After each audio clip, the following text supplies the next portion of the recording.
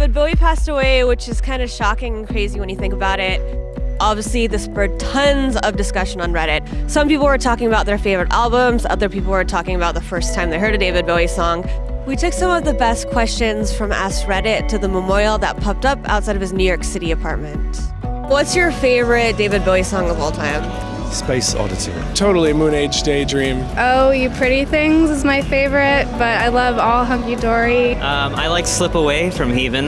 I love Life on Mars, my favorite song in the world. One would be Stay from Station to Station. The lyrics are so vulnerable.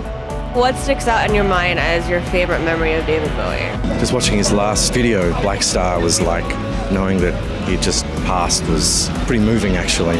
I've seen him 3 times in concert. First time I was 17, last time I was probably 30.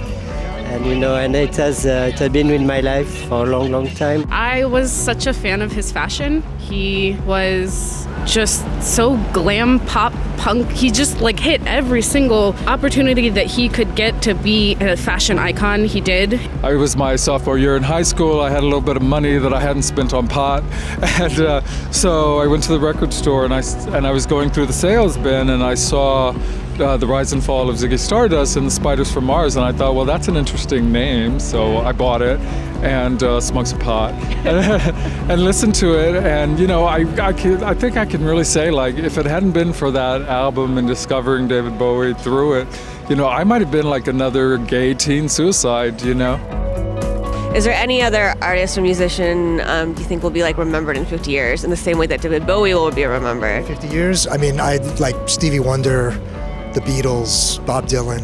I mean, there's not too many, In my generation, it's David Bowie, the Rolling Stones. Yeah. I love Iggy Pop as well. Our generation really doesn't have a David Bowie, unfortunately. We don't have someone with our message to the world. My biased answer would be Brian Wilson from the Beach Boys. I would put them on equal footing.